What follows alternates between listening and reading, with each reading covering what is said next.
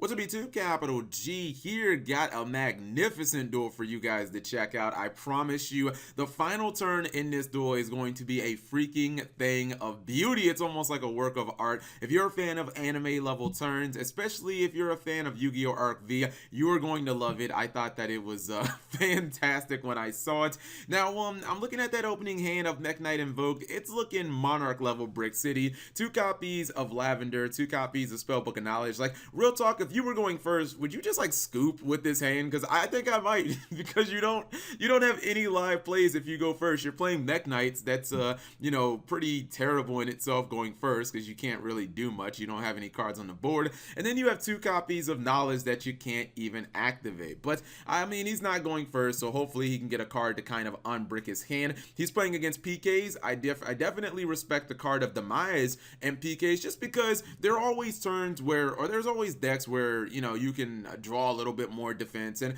PKs do have some pretty decent traps in the archetype, so I can definitely respect that. Let's see exactly where this duel is going to go. PK at the bottom, and then we have Mech Knight Invoke at the top. So I believe PKs are up first, and he's going to go straight into Dante. Okay, don't even need Link Monsters. That's fine. He's going to get the Phantom Knights rank up. That's the Phantom Knights of Launch, if I'm not mistaken, is what it's called. He gets at least a decent play as he summons the Blue Sky, and unfortunately it is going to get Ash, so he's not going to really get any cards off of that. He does summon one of those Lavenders, but it's going to get hit with the Phantom Knights of Fall Blade when he tries to activate the effect, so he's really not doing anything here. You see more defensive cards. He's going to activate that copy of Card of Demise, and then he's going to put some of his PKs back in his grave. Activates Allure of Darkness, says, look, I'm going to go ahead and put him back in my grave again. Dante's going to mill 3, he's going to attack and set more defense, and I'm like, man, I'm feeling the pace of this duel so far for Phantom Knights. He's playing solid defense, his graveyard is looking really good. I think does he have 1 or 2 copies of Lost Wind in the graveyard? Okay, he has 1 copy of Lost Wind, but keep in mind those PK, spells and traps, they can be banished to summon monsters and whatnot. So he's going to summon another Lavender. He finally gets to his copy of Alistair the Invoker, which means he's probably going to try to do some fusion summoning. His second Lavender gets shut down. He's going to summon a Azure Sky. I want to keep calling it Blue Sky, but it's fine.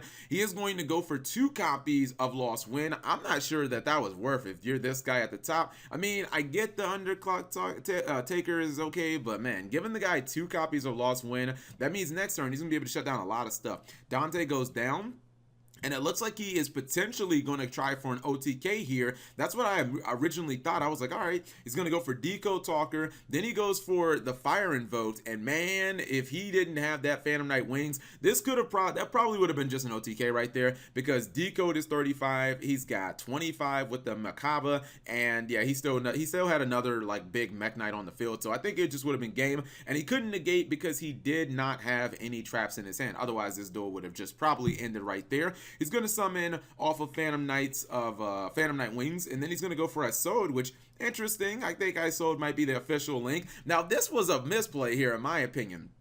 He goes for the Phantom Knights, or he goes for Phantom Knights of Breaksword. His opponent's gonna Ghost Ogre that. Now, why would you Ghost Ogre it knowing it's going to activate from the graveyard and it's gonna be, summoning back 2 monsters? They become level 4, and this is where the epicness starts. So he's gonna start off with Dark Rebellion Exceed Dragon. Okay, you definitely see that coming. Targets Decode Talker. He's gonna rank it up to Dark Requiem Dragon. I thought, all right, that's probably the end of the hypeness, but nah, he's not done. He's gonna bring back his Phantom Knights of Breaksword, which he's gonna rank that up to, not so well, yeah, there it is. He's gonna rank that up into the Supreme King Dark Rebellion, but he's not done with that yet. He's going to actually bring back his Dark Rebellion Exceed Dragon as well, and you don't generally see that. Now I think he just went for swag points because he activated the Lost World on the Invoke Merkaba just to make sure that he could kill him this turn. And how many times do you ever see that? Do you see essentially 3 versions of Dark Rebellion Exceed Dragon summoned all in the same exact turn?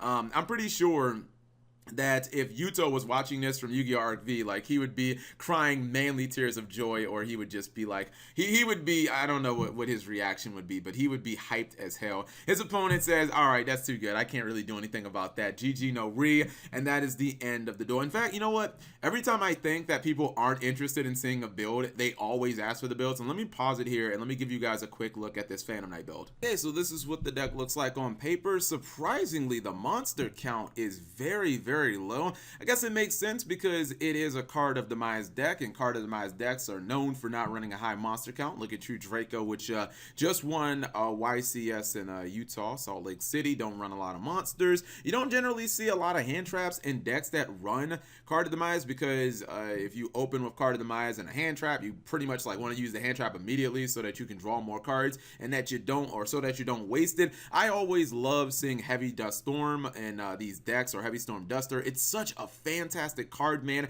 especially when you're playing these control decks. You're not gonna OTK your opponent. You're really not gonna be able to cheese them that often. It's just a nice way of getting basically a +1 during your opponent's turn, cracking a Pendulum Scale potentially, getting rid of a field spell, not really having to give up that much advantage. Now, one of the reasons that I think his monster count can be low and PKs is because, well, he does run the Phantom Knight rank up cards to basically extend his Exceed plays, and also you saw him using his cards from the graveyard in multiple ways to search the trap cards like Phantom Knights of Wings or Phantom Knights of Fall Blade and whatnot. And also Burial from a Different Dimension is played at 2 in this deck. Very important. That can be used when the PKs banish themselves, or it can also be used with Allure of Darkness if you happen to banish 2 of them inherently from the graveyard, and then you say, you know what, I want to get some more cards, I'm gonna Allure of Darkness, put them back all in your graveyard, and continue to make plays that way. And Monster Reborn, I think, also kind of helps with that. Just another card that means that you don't have to have that many monsters in your graveyard to,